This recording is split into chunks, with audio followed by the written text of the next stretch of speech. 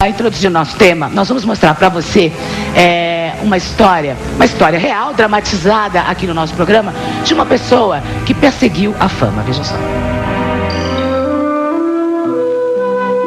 Se eu pudesse voltar atrás, o que eu fiz da minha vida, me acabei, fiz tudo mesmo para chegar ao meu objetivo. Eu fiz coisas que nem eu mesma sei explicar como eu consegui.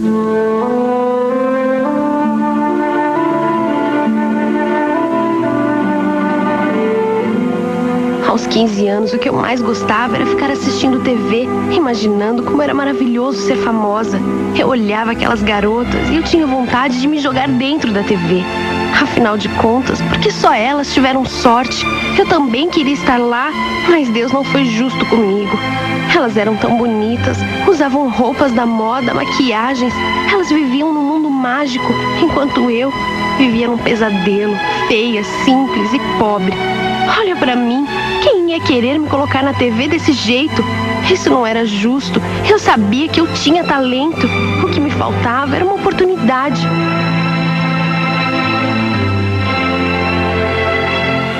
A partir desse dia eu comecei a me arrumar mais.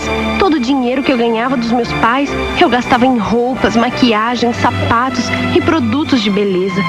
Eu vivia me arrumando. Eu passava horas na frente do espelho e fingia estar apresentando programas. Muitas vezes o resultado não ficava como eu queria. E por isso eu saía pela casa revoltada com a minha condição. Por que eu nasci sem sorte? Por que eu não tinha cabelos bonitos? Por que eu não era mais magra? Eu acabava descontando toda a minha raiva nos meus pais. Eu acabava com a minha mãe. Se eu não era rica, bonita e famosa, a culpa era dela. Eu estava decidida. Eu iria ser famosa a todo custo, rodeada de glamour, sendo cortejada e admirada por todos.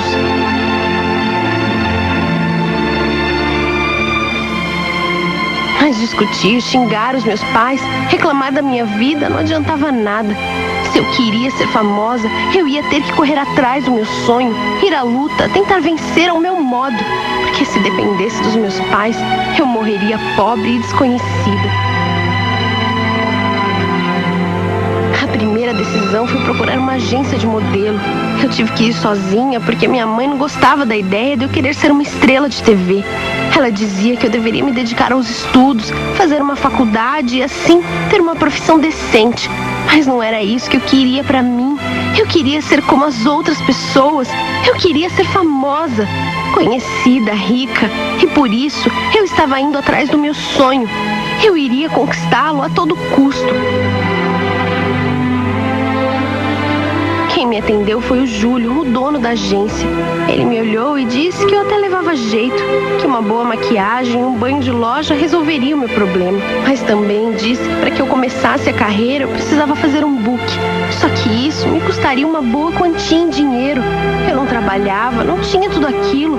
Eu ficava pensando como é que eu conseguiria comprar esse book. Eu saí de lá arrasada, mas eu não me dei por vencida. Eu tinha que conseguir aquele dinheiro de qualquer jeito.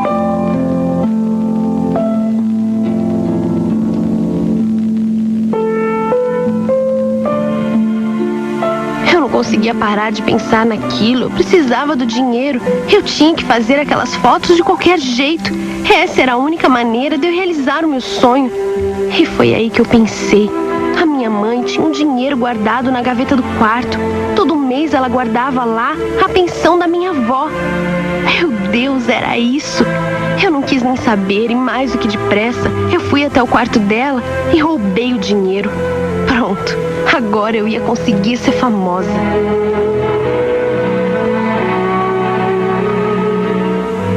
Mas não foi bem assim. Aquela agência só me conseguiu trabalhos pequenos. De vez em quando eu tirava umas fotos, depois fazia alguns desfiles e depois ia a alguns eventos, mas nada que me fizesse crescer na carreira. Até que um dia eu descobri que ia ter um grande evento em uma emissora de TV. Na mesma hora eu liguei pro Júlio para que ele me colocasse no meio. Quem sabe lá alguém importante iria me ver e me chamar.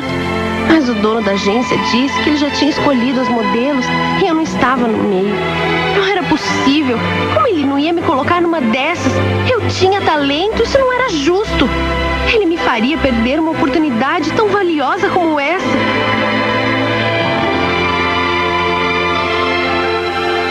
resolvi ir falar com ele pessoalmente. Ele tinha que fazer alguma coisa, eu precisava estar nesse evento de qualquer maneira. Quando eu cheguei, a recepcionista me disse que o Júlio ainda não tinha chegado. Então eu disse que iria esperá-lo na sala dele. Assim que eu entrei, já fui logo mexendo nas coisas e logo de cara encontrei a lista com os nomes das modelos para o evento da TV. Então, eu marquei o nome e o número de uma das garotas e dali mesmo liguei para ela. Disse que eu era recepcionista da agência e que eu estava cancelando o evento. A garota nem reclamou. Então eu liguei para uma amiga minha e pedi para que ela ligasse na agência se fazendo passar pela modelo e dizendo que ela não poderia ir ao evento porque estava doente e que era para ela passar o recado para o Júlio. Pronto, naquele momento era só eu esperar o Júlio chegar.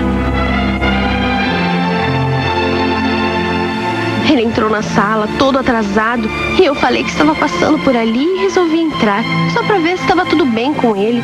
Nessa hora, ele leu o bilhete, e eu, toda cínica, perguntei: o que foi? Que cara é essa? E ele me disse que uma modelo tinha acabado de desmarcar um compromisso e que ele não teria tempo de marcar outra no lugar. Foi aí que eu me ofereci, e eu disse que não tinha nada para fazer e que eu poderia ir numa boa.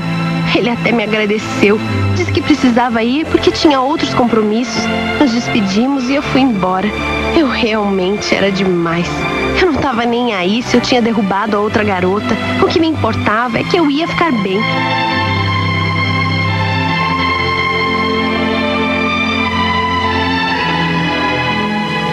Eu fui até o evento, fiz o meu papel e depois, quando todos estavam indo embora, eu dei um jeitinho de subir e andar pela TV. Acabei indo parar nos bastidores de um programa de auditório e aí foi fácil. Fiz que eu estava perdida e acabei encontrando o produtor. O nome dele era Walter e ficamos horas conversando, mas ele parecia não estar me dando bola nenhuma. Então, eu resolvi jogar de outra maneira.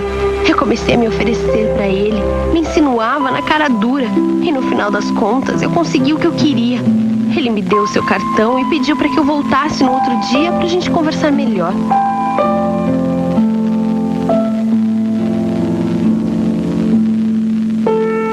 Eu cheguei em casa muito feliz e fui logo contar para minha mãe o que tinha acontecido. Mas ela não gostou muito. Disse que eu tinha que me preocupar com os meus estudos e que aquilo não era profissão. Disse que não era para eu voltar lá nunca mais. Ela pensava que ia me proibir de seguir a minha carreira. Nunca. Ninguém ia atravessar o meu caminho e atrapalhar tudo. Tudo que eu sempre sonhei.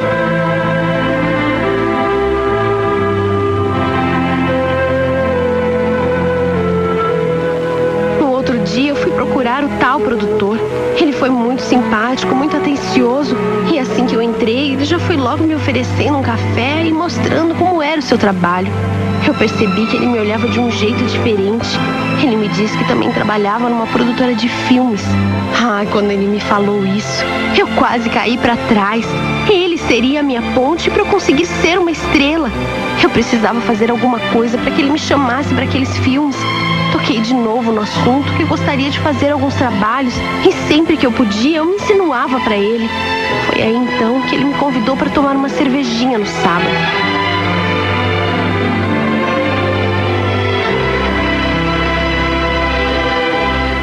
No dia marcado, o Walter me ligou e disse que passaria em casa às 9 horas. Eu inventei uma desculpa para minha mãe e fui. Me arrumei toda, o que eu queria era impressioná-lo. Aquele papel tinha que ser meu. Eu sonhava 24 horas com a fama e com o dia que eu finalmente seria uma estrela.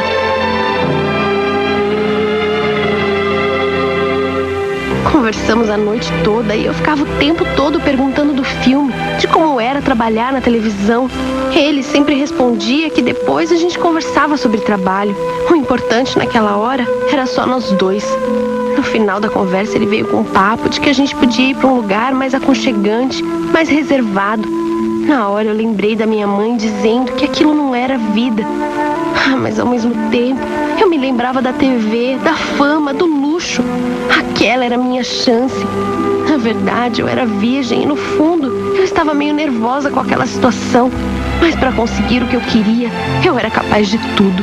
Inclusive de me entregar para um homem que eu mal conhecia.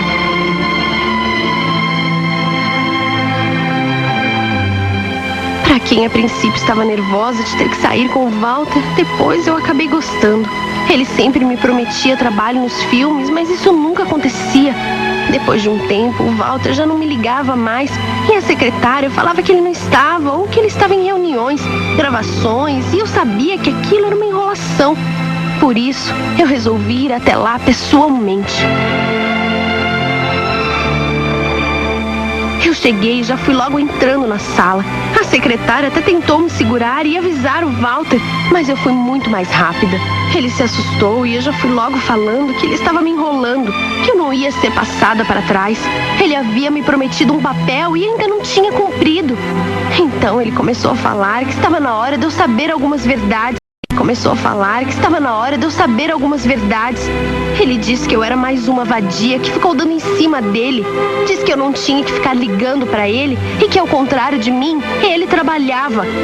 Nisso, eu perguntei mais uma vez sobre o meu papel no filme.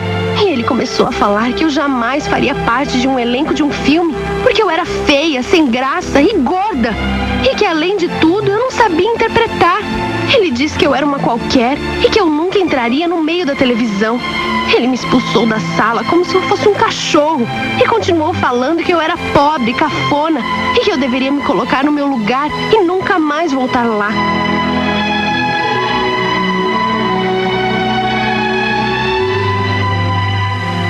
Eu saí da sala arrasada. Eu estava me sentindo uma trouxa. Como aquele canalha teve coragem de me enganar. Eu estava me sentindo suja, usada. E a minha carreira? A minha fama? Eu ficava lembrando dele falando que eu era feia, sem graça e gorda. Como gorda? Eu não comia nada para não engordar uma grama. E vem ele me falar que eu estava gorda e feia. Quem ele era para dizer que alguém era feio? A partir daquele dia, eu fiquei obcecada com a minha aparência. Eu coloquei na minha cabeça que eu ia ficar muito bonita. E um dia eu ia tacar na cara do Walter que eu tinha capacidade sim para ser muito mais do que ele. Eu comecei a comprar roupas caras e bonitas, vários sapatos, acessórios, maquiagens. Fiquei viciada em tratamento de beleza, mas eu não tinha como bancar essa vida. E eu não queria trabalhar e os eventos, os trabalhinhos que a agência me arrumava, não davam muito dinheiro. Foi então que eu comecei a roubar dinheiro da minha mãe.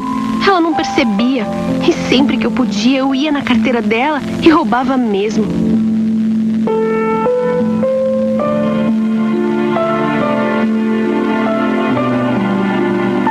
Eu estava decidida a conseguir o que eu queria e derrubava todos que passavam pela minha frente. Um dia eu fui fazer um teste para um comercial de TV e se eu fosse a escolhida, eu seria a personagem principal. Passei a noite toda decorando aquele texto e pedi para Kátia, uma amiga minha, ir comigo até lá, só para me fazer companhia. Chegando, eu fui direto para o estúdio. Fiz o meu teste e quando estava saindo, o produtor pediu para que a minha amiga fizesse o teste. Na hora eu disse que ela não poderia fazer porque ela não era modelo e também não tinha decorado o texto. Mas o produtor começou a fazer elogios a ela, dizendo que a beleza dela era simples, mas era algo que chamava a atenção. Aí eu não aguentei. Me subiu uma raiva. Ela, com aquela cara de tonta, ia acabar me passando a perna. Mas eu não perdi tempo. Enquanto ela estava lendo o texto para fazer o teste, eu falei pro produtor que ela era garota de programa e que se ela fizesse o comercial, poderia acabar com a imagem do produto. E o tonto acreditou e na mesma hora dispensou a minha amiga. Se aquele papel não era meu, dela também não seria.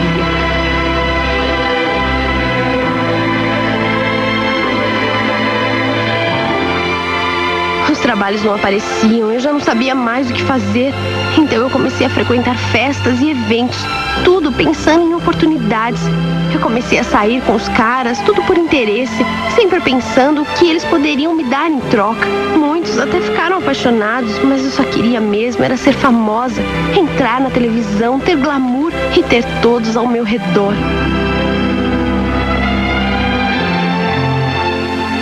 Outro homem que eu saí foi o Sandro. Ele era publicitário e dono de uma agência. Por isso, eu me dediquei mais para ele. Me fiz de compreensiva, escutei todos os problemas dele. Ficamos conversando a noite toda e ele me contou a sua vida inteira. Durante essa conversa, eu contei a ele o meu sonho de ser uma artista, na esperança que ele me ajudasse. mas foi em vão. Até hoje, aquele imprestável nunca me arrumou nada.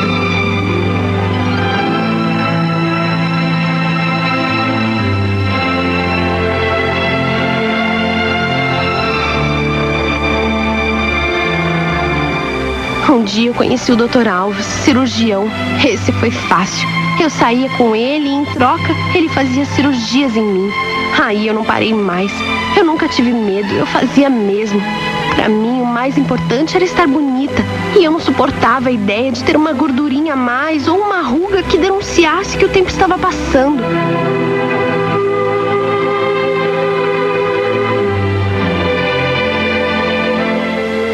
Perdi as contas de quantos homens eu cheguei a sair. Alguns até me ajudavam, eu fiz alguns trabalhos, mas nada que eu me destacasse. E eu já não sabia mais o que fazer. Tinha uns caras que eram muito chatos e quando eles se apaixonavam, então... um saco. Eu posso dizer que na minha vida eu nunca tive um amor de verdade. Eu nunca quis me prender a nenhum homem para poder ficar livre e sair com quantos eu quisesse. Eles me ligavam, me mandavam presentes, mas me colocar na TV que é bom, nada. Eu acabava dando esperança a eles só para conseguir o que eu queria. Cheguei até a destruir casamentos, mas eu não estava nem aí.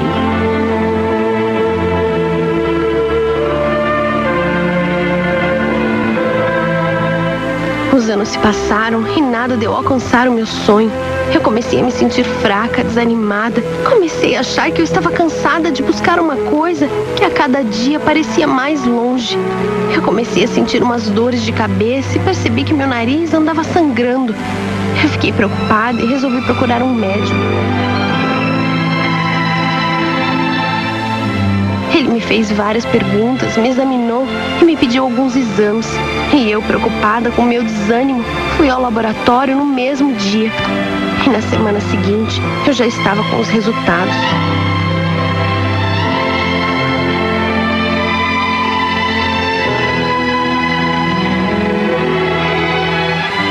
Hoje eu percebo que eu perdi a minha vida. Enganei vários homens e nunca amei ninguém de verdade. Sempre me aproximei das pessoas por interesse e nunca dei espaço para um homem me amar de verdade. Deixei de construir a minha própria família e hoje eu estou aqui, completamente sozinha. Os anos se passaram e a minha beleza foi embora. As plásticas, os remédios, os cremes caros, as roupas, nada disso me trouxe felicidade. Quando eu olho para trás, eu vejo que eu não construí nada, que eu não tenho ninguém. Hoje o meu castigo é a solidão. E é o pior sentimento que uma pessoa pode ter. Mas agora é tarde. A minha vida passou, mas eu fiquei com uma marca que não vai me deixar esquecer de tudo isso. Acabei sendo contaminada com o vírus do HIV e acho que esse é o meu castigo.